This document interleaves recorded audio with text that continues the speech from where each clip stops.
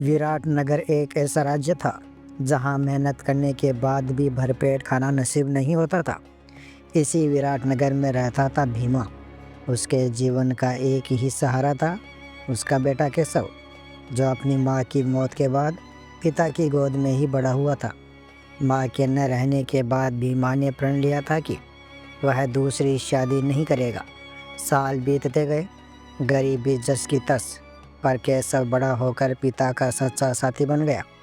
दोनों बाप बेटे विराट नगर के राजा विक्रम सिंह के यहाँ मजदूरी करते थे।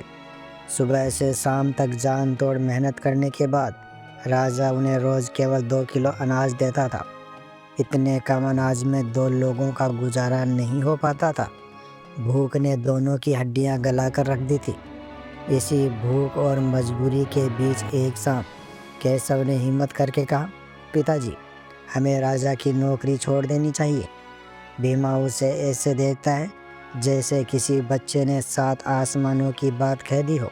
भीमा बोला, बेटा केशव, हम राजा की नौकरी छोड़ेंगे। केशव ने कहा, क्यों नहीं पिताजी, राजा हमें इंसान नहीं भिखारी समझता है। 2 किलो अनाज में तो हमारा पेट भी नहीं भरता। भीमा ने बुझी हुई आवाज़ में कहा, बेटा, राजा की नौकरी छोड़ने का मतलब है मौत। हम गरीबों के लिए राजमहल सिर्फ काम की जगह नहीं, एक जेल है जिससे निकलना आसान नहीं है। केशव चुप हो गया। वह पिता की मजबूरी समझ तो रहा था, लेकिन भूख भी शरीर से सहन नहीं हो रही थी। भीमा बोला, जंगल से कुछ लकड़ी ले आ, मैं आज कुछ पका दूंगा। केशव लकड़ी लेने जंगल चला गया। घर में अकेला बेटा भीमा हमेशा की तरह बेचैनी से खुद को समझा रहा था कि गरीबी उसकी किस्मत है। लेकिन तभी उसके दरवाजे पर दस्तक हुई। दरवाज़ा खोलते ही बिदामी काकी दिखाई दी, जो पूरे गांव में सबसे तेज दिमाग और सीधी बातों के लिए जानी जाती थी। काकी बोली, अरे भीमा, तूने तो जिंदगी भर दुख ही सहे हैं, अब और मत सह। तेरे घर में बहू कब आएगी? केशव जवान हो गया है, शादी करवा दे। भीमा कुछ पल चुप रहा, फिर धीरे से बोला, काकी, केशव की शादी को तो पूरा 1 साल हो गया। काकी चौंकते हुए बोली, क्या 1 साल हो गया शादी को? और तूने किसी को बताया भी नहीं? बहू कहाँ है? घर पर क्यों नहीं है? भीमा ने कहा, काकी, हमारे घर में तो बैठने तक के लिए चारपाई नहीं है। कपड़े इतने फटे हुए हैं कि केशव अपने ससुराल जाने लायक नहीं था। ऐसे में मैं बहू को कैसे लाता? काकी ने माथे पर हाथ मारा, अरे मूर्ख, इतनी सी बात के लिए बहू को मायके में छोड़ रखा है। 4 पाई और 1 जोड़ी कपड़े की कमी है, बस इतनी सी बात। मैं तुम्हें 4 पाई भी दूंगी और कपड़े भी लाऊंगी। काकी घर से 4 पाई और केशव के लिए नए कपड़े लेकर आ गई। जब केशव लौटा और 4 पाई देखी तो पूछ बैठा, पिताजी, ये कहाँ से आए? भीमा ने सब सच सच बता दिया। केशव बोला, लेकिन पिताजी, हमारे पास खाने तक को नहीं है, ऐसे में गोपी को क्या खिलाएंगे? भीमा ने भारी मन से कहा, सही कह रहे हो बेटा, पर बहू को हमेशा मायके में थोड़ी रखा जा सकता है, कभी तो घर लाना ही होगा। अगले दिन केशव नए कपड़े पहनकर अपनी पत्नी गोपी को लाने ससुराल चला गया। वहाँ उसका बड़ा सम्मान हुआ। 1 हफ्ता रुकने के बाद वह गोपी को साथ लेकर निकला, लेकिन रास्ते में उसे अपने घर की हालत याद आ गई। उसने सोचा, अगर गोपी को सीधे घर ले गया तो वो क्या सोचेगी। वह बहाना बनाकर गोपी को काकी के घर छोड़ आया। उधर भीमा इंतज़ार कर रहा था। केशव को अकेला आते देख चौंकते हुए बोला, तेरी पत्नी कहाँ है? केशव ने हकलाते हुए कहा, पिताजी, मैं उसे काकी के घर छोड़ आया। घर में बहुत गंदगी है, पहले साफ कर लूँगा फिर ले आऊँगा। भीमा कुछ कहना चाहता ही था कि तभी उसने कहा, चलो पहले राजा से मिल लें, 3 दिन से बुला रहे हैं। उधर काकी ने गोपी की खातिरदारी की और फिर बोली, चल बेटी, तुझे तेरे घर छोड़ाऊँ। गोपी ने सोचा, अगर यह घर मेरा नहीं तो फिर मेरा घर कहाँ है। जब वह पहली बार भीमा का घर देखती है तो उसके कदम ठिठक जाते हैं। घर की हालत देखकर उसका दिल रो पड़ा। वह सोचने लगी, हे भगवान, क्या यही मेरा जीवन है? क्या यही मेरा घर है? गोपी समझदार थी। उसने सोच लिया, भागना नहीं, सामना करना है। वह अकेले ही घर की सफाई में जुट गई।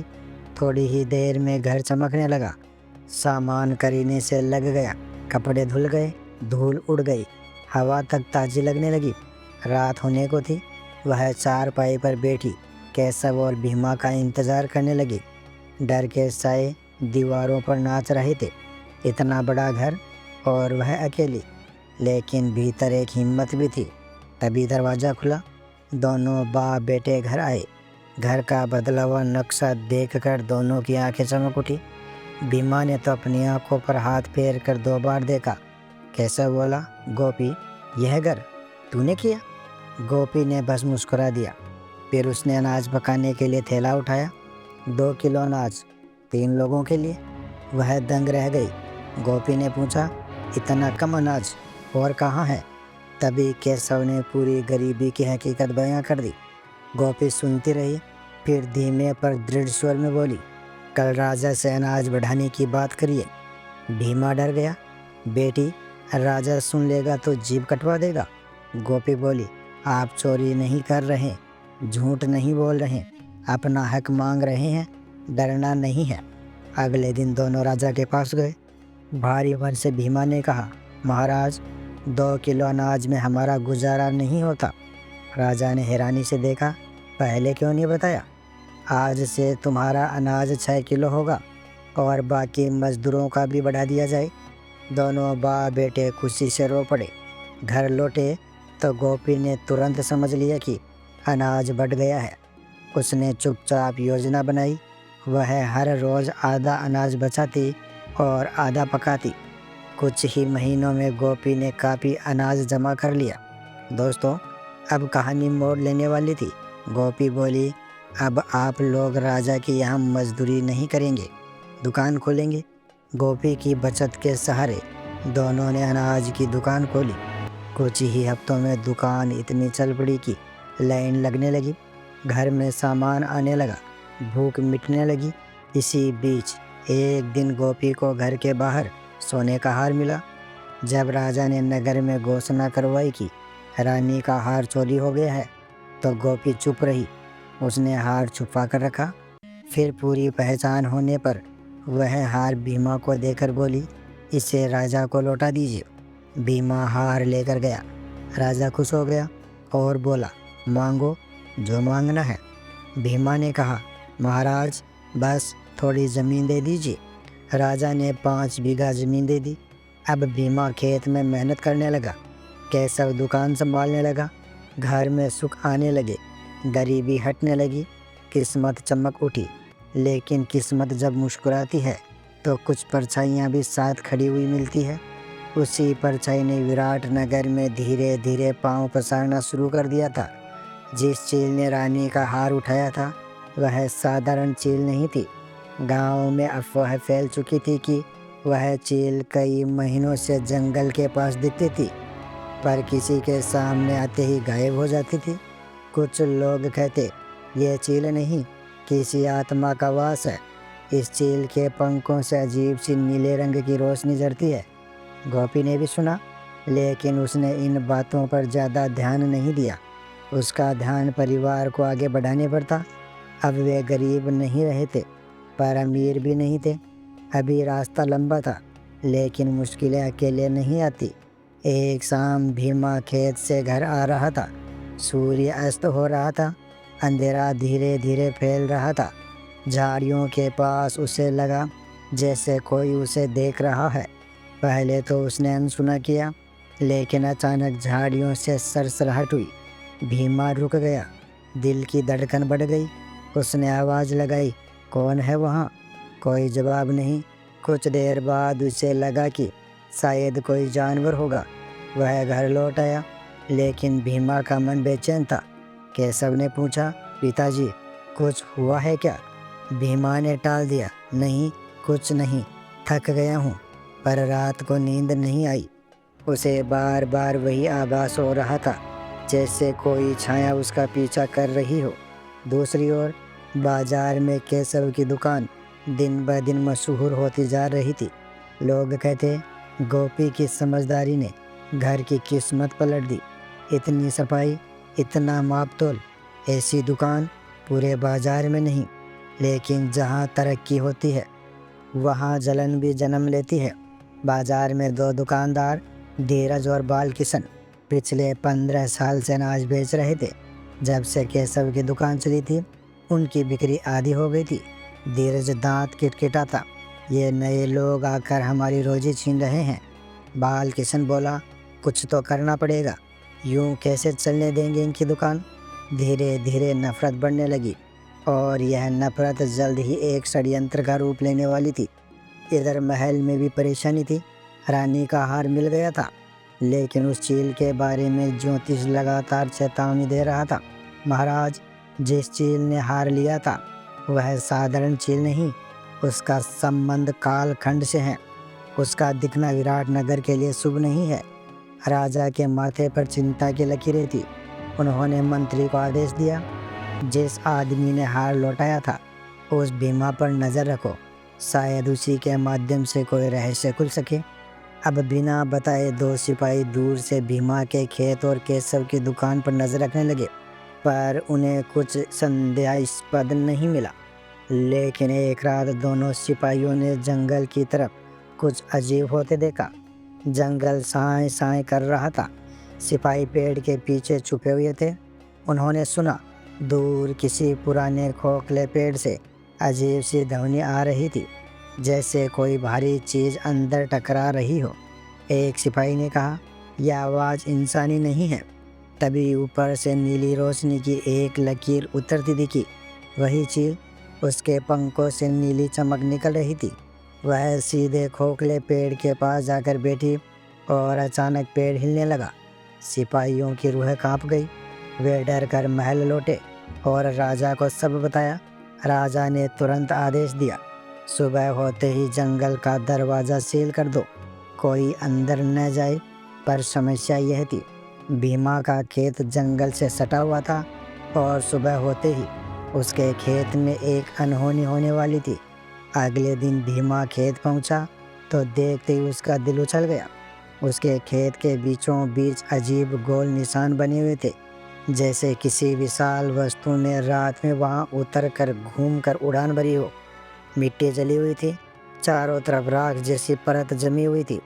भीमा चौंक कर बोला, यह क्या? किसने मेरे खेत में यह विनाश किया? तभी गांव का एक बूढ़ा व्यक्ति दौड़ता हुआ आया। भीमा, रात को जंगल में रोशनियां दिखी, सुना है राजा ने जंगल बंद कर दिया है। भीमा परेशान हो गया। उसने तुरंत गोपी को जाकर बताया। गोपी पहले तो घबरा गई, फिर बोली, यह साधारण बात नहीं, कुछ बड़ा होने वाला है और यह शुरुआत है। उसी शाम जब केशव दुकान बंद करके घर जा रहा था, धीरज और बालकिशन ने मौका देख लिया। उन्होंने चुपके से दुकान का ताला तोड़ा, सारा अनाज जमीन पर बिखेर दिया, अंदर से बोरे काट दिए, तौल का बांट चुरा लिया। अगले दिन जब केशव पहुंचा, वह सन्न रह गया। ये किसने किया? लोग इकट्ठा हो गए, किसी को कुछ पता नहीं था। गोपी ने दुकान देखी तो बोली, जिसे हमारी तरक्की से जलन थी वही करेगा। लेकिन चिंता मत करो, मैंने बचा हुआ अनाज अभी भी रखा है, आज हम दुकान फिर से भर देंगे। गोपी ने घर से गोदाम खोलकर अनाज निकाला और दिन भर दुकान सजाई। कैसे बोला, तुम नहीं होती तो हम दोबारा खड़े नहीं हो पाते। पर गोपी बोली, अभी असली तूफान बाकी है। उसने जंगल की तरफ देख कर कहा, कुछ है वहाँ जो हमारी ज़िंदगी बदलने आ रहा है। शाम को 2 सिपाही भीमा के दरवाजे पर आए। महाराज ने अभी इसी वक्त दरबार में बुलाया है। भीमा का दिल धक धक करने लगा। केशव और गोपी भी घबरा गए। भीमा बोला, क्या बात है? सिपाही बोले, राजा स्वयं बताएंगे। भीमा को घोड़ों पर बिठाकर महल ले जाया गया। दरबार में राजा गंभीर बैठे थे। मंत्री, पहरेदार सब वहाँ मौजूद थे। राजा उठकर बोले, भीमा, जंगल में जो कुछ हो रहा है उसका संबंध तुम्हारे परिवार से है। भीमा डर गया। महाराज, मैंने क्या किया? राजा बोले, डरो मत, लेकिन आज रात मैं तुम्हें एक ऐसी बात बताने वाला हूँ जिससे विराट नगर की किस्मत जुड़ी है। पूरा दरबार शांत हो गया। राजा आगे बोले, जिस चील ने रानी का हार लिया था वह एक शापित संकेत है, और वह जिस भी इंसान को चुनती है उसकी किस्मत साधारण नहीं रहती। उस चील ने हार तुम्हारे घर के सामने गिराया था। इसका अर्थ है विराट नगर को बचाने की जिम्मेदारी अब तुम्हारे परिवार पर है। भीमा का दिल कांप उठा। उसके पैरों तले से जमीन खिसक गई। भीमा थरथराते हुए बोला, महाराज, मैं तो एक गरीब मजदूर हूँ, मैं राज्य को कैसे बचाऊंगा? राजा ने कहा, क्योंकि उस चील ने तुम्हें चुना है। उसी क्षण दरबार के बाहर से एक सिपाही दौड़ता हुआ आया। महाराज, खबर बुरी है, जंगल के अंदर वाला खोखला पेड़ अपने आप खुल गया। राजा ने घबरा कर पूछा, और चील? सिपाही चिल्लाया, महाराज, वो चील महल की ओर उड़ रही है। सारे दरबार में अफरा तफरी मच गई। राजा चिल्लाए, दरवाजे बंद करो, पहरा बढ़ाओ। चीखें, भाग दौड़ और डर का भयानक साया। और यहीं से शुरू होती है सच्ची रहस्य कथा, जहाँ भीमा, गोपी और केशव की किस्मत राज्य की किस्मत से जुड़ने वाली है। महल के बाहर अचानक शोर बढ़ गया। पहरेदार घबरा कर दौड़ रहे थे। आसमान में काली परछाई तेजी से फैलती जा रही थी। वही चील नीली रोशनी से चमकते पंखों वाली महल की ओर चक्कर लगाती हुई आ रही थी।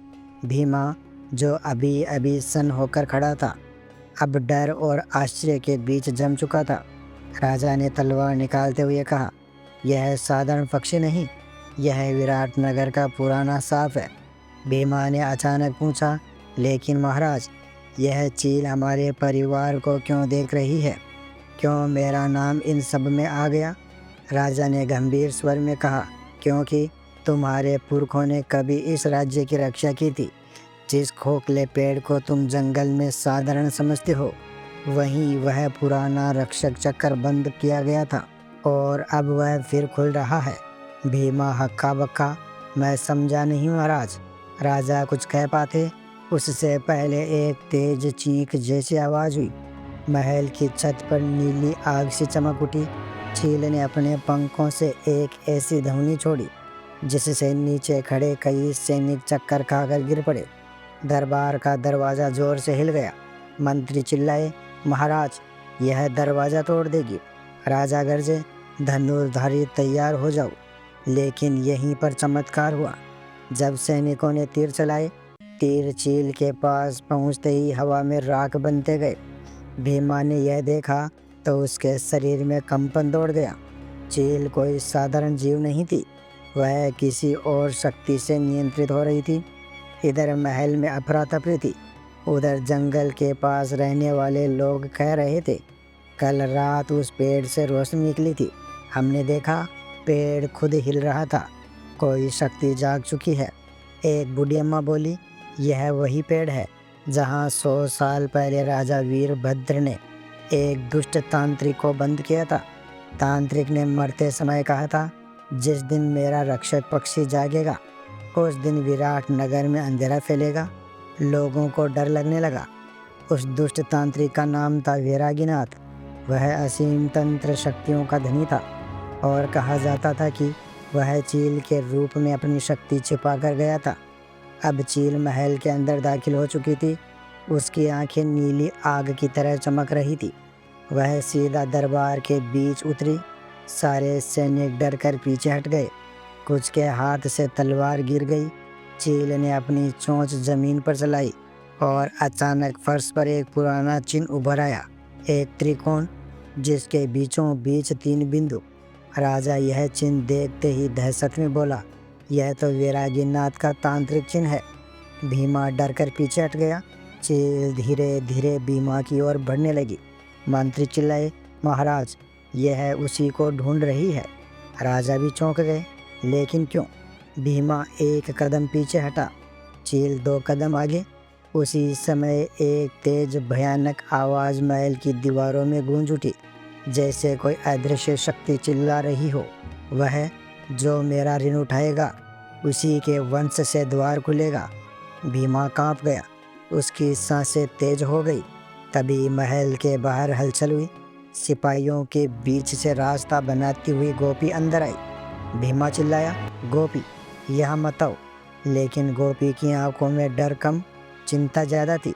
गोपी ने चील को देखा और आश्चर्यजनक रूप से चील उसके पास आते ही शांत हो गई।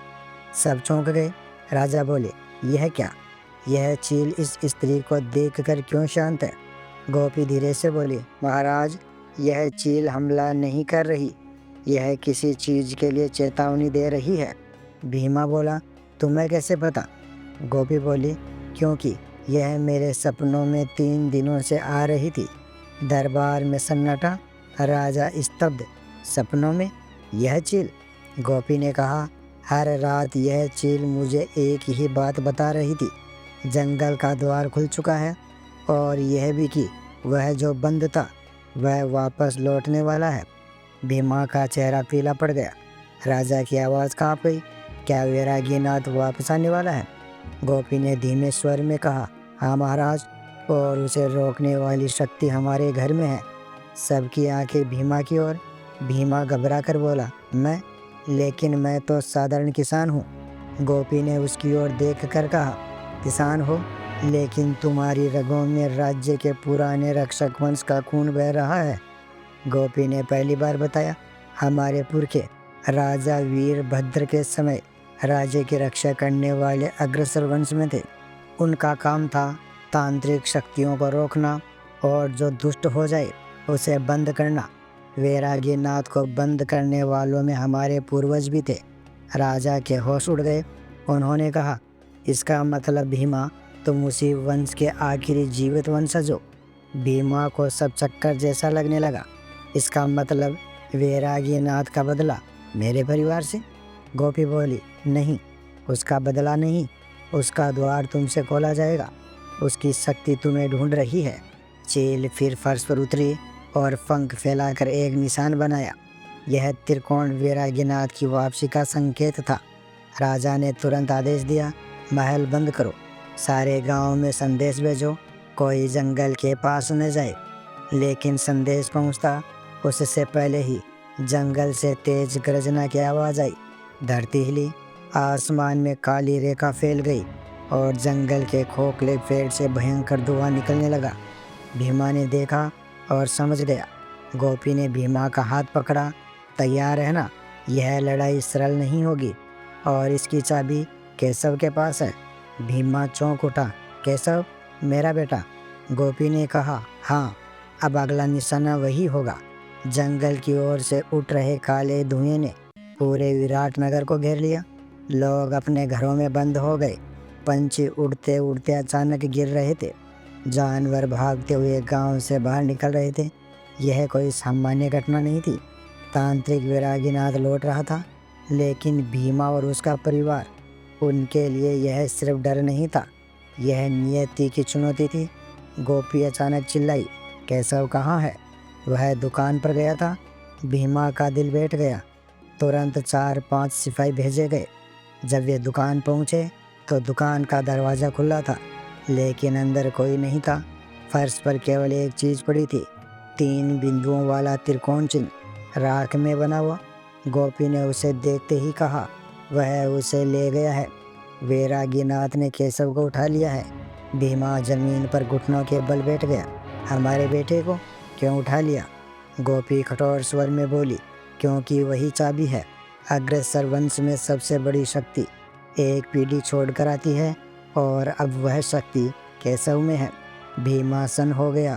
केशव? वह तो बस एक साधारण लड़का। गोपी ने कहा, साधारण लड़का नहीं, वह वैरागीनाथ के लौटने की कड़ी है। राजा ने सिपाहियों को आदेश दिया, जंगल का घेरा तोड़ो, हम बच्चे को बचाए बिना नहीं लौटेंगे।